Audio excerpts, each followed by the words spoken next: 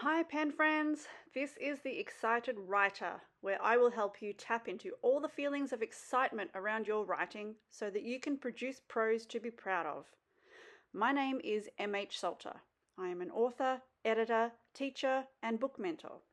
And today I will be talking about the 8 reasons why you need a chapter assessment and how it will transform your manuscript. I'm just going to dive right in with these, but before I do, I just want to state that this is my way of giving out a chapter assessment. Other manuscript assessors may do things in different ways and focus on other areas, but this is what I focus on purely because when I write my own first chapters, when I'm working on my own books, these are the points I look at for myself. It works for me, and I like to practice what I preach. Also, I just want to say, especially to anyone who may have received any type of negative assessment or feedback in the past, that you need to remember it is only one person's opinion. Take whatever resonates with you, use what you can for the sake of improving your work, and disregard the rest if you need to. An assessment should never leave you feeling less than or doubting your worth as a writer.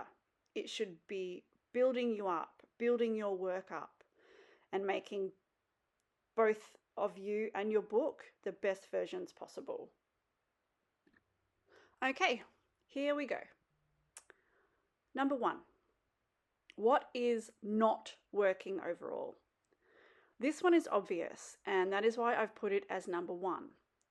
This is where I take a step back to look at your first chapter as a whole, standalone piece of writing. From this distance, I can more easily see the parts that are a bit slower or dragging or needless. I can see if there are any muddy areas that need clarification and offer suggestions and exercises to tighten it all up and make it the best it can be. Number 2, the first paragraph. How well does it hook in the reader? What type of hook have you used? What other types of hooks are there? And would another type of hook work better in its place as your opening? Number 3, the last line and last paragraph. The last line is just as important and needs to have as much thought and effort put into it as the first paragraph. So how well does your last line work with your first line to bookend your entire chapter? It needs to hang, it needs to tease, it needs to force the reader to go on to the next chapter, even if they promised themselves they were only going to read one chapter. It's also important to know exactly where in your chapter to end. All these technicalities will be discussed with ways in which you can heighten the tension. Number 4, your book's theme. If you've listened to my other videos, you will know that, in my opinion, the book's theme is the heart of the entire novel. And it needs to be directly connected to your heart in order to infuse the entire book with passion and excitement. I will look at whether the theme is yet apparent and ways to subconsciously heighten this as much as possible using core values, emotion, and symbolism. Number 5. Does your first chapter indicate what is at stake for your main character? Is there a way to make your reader ask themselves, what would I do if this were me? If you can turn your character's high personal stakes into a moral dilemma that the reader can relate to, then you will have them along for the ride. Number 6. One of the best and my personal favorite ways to maintain a rapid pace in the first chapter and throughout the entire manuscript is through the use of conflict. Having two opposing forces, either internally within the psyche of the character or externally in the character's physical world, pulling the character and therefore the reader in two directions at the same time. So in what ways are you already doing this? In what ways can you add more of this in? Number 7. Do you have a prologue or any use of backstory? If so, I would have a discussion about if this could actually work better at a later point in the book by enhancing tension in the lead up to a future revelation about this.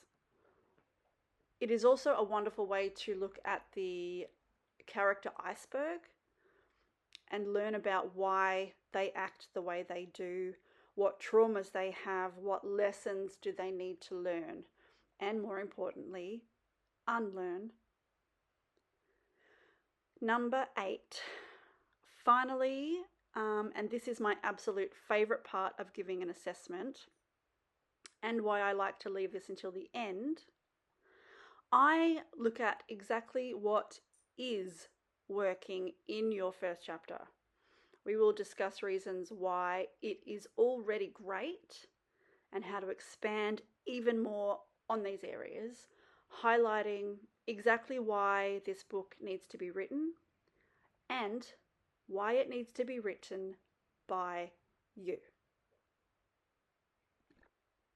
So what does a chapter assessment by me look like? Well, once you submit your first chapter to me, I will read it and then email you an in-depth assessment containing the points I just discussed. You can then send through any follow-up questions you might have in relation to my suggestions and feedback, which I will answer the best way I can. From there, I will send you on your merry way, my friend, with a first chapter that you are even more excited about. If you want to continue the party, you can book a 1-hour Zoom call to discuss and brainstorm your entire novel even further, or sign up to one-on-one mentorship, or just get another assessment on a following chapter, chapter 2, for example. So, thank you for listening. Please comment below if this video has been helpful. If you are ready to invest in yourself and get excited about your writing, I would love to work with you one-on-one. And I would love to give a nice little gift for all my YouTube listeners and offer you a discount code on a first chapter assessment.